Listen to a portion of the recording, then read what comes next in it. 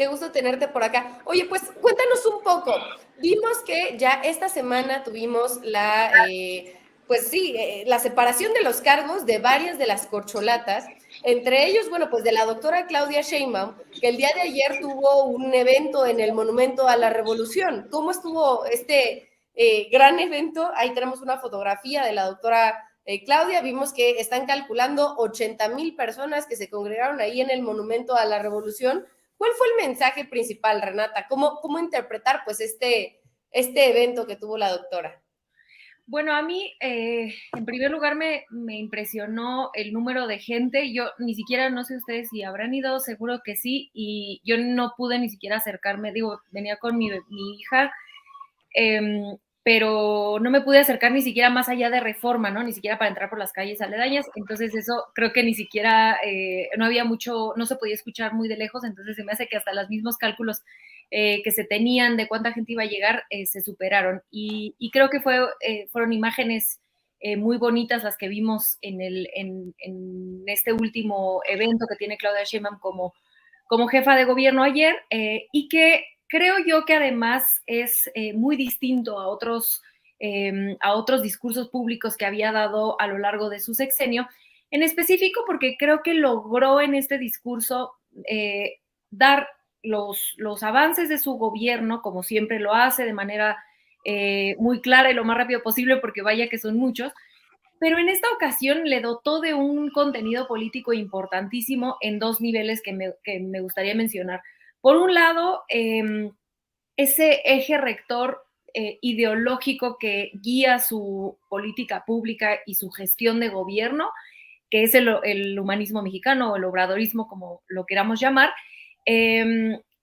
lo cual ella lo expresa o lo manifiesta en las consignas del obradorismo: por el bien de todos, primero los pobres, no hay gobierno pobre con pueblo, no hay gobierno rico con pueblo pobre, para explicar la austeridad, etcétera, ¿no? Como estas consignas que se han construido en el obradorismo, que ella usa para explicar cómo su base ideológica para hacer gobierno ha sido el obradorismo. Pero además de todo, y esto es algo por lo que la critican mucho y que creo que en primer lugar es falso, pero que en este discurso en específico logra incorporar a su mensaje público, es ese toque especial que le da Claudia Sheinbaum a un gobierno obradorista.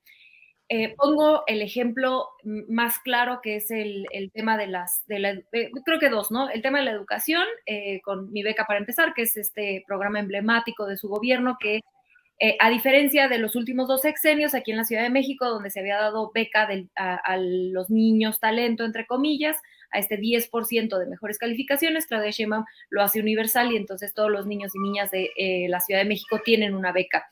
Ese, en primer lugar, es una diferenciación de otros gobiernos que también han estado dentro de por lo menos el de Marcelo Ebrard, ¿no? Porque, bueno, Mancera nadie iba a creer que es obradorista, pero que sí se diferencia estas distintas alas del obradorismo.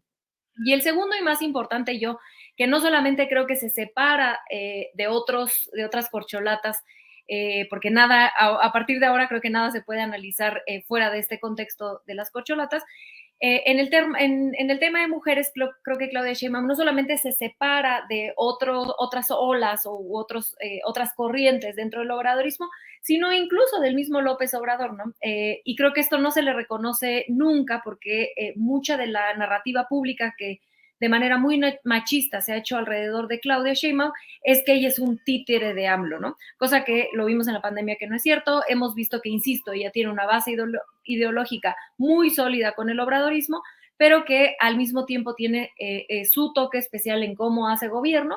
Insisto, el tema en específico de la educación o de las mujeres es prueba de esto, ¿no? La cantidad de políticas públicas que se han hecho a favor de las mujeres, que ayer justo escuchamos un programa ahí en Televisa que decía una mujer, justamente decía que no había políticas públicas para las mujeres en la Ciudad de México, es totalmente falso, ¿no? Se autodeclaró la alerta de género en 2019, que bajo cualquier medición versus otras alertas de género a nivel nacional, en realidad me atrevo a decir que es la única que ha funcionado de manera correcta.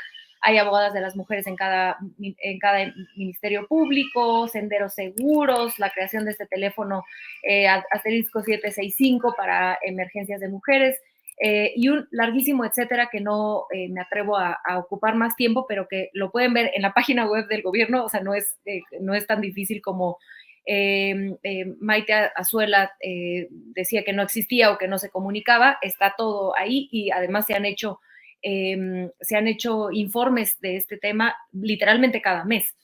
Entonces, a mí me gustaría un poco analizar lo que sucede ayer, más allá de este informe de gobierno que da, porque insisto, creo que en esta ocasión le dotó de un contenido político y de una declaración de principios de lo que sería un gobierno nacional de ella, que es muy relevante para la conversación pública actual, queridas compañeras.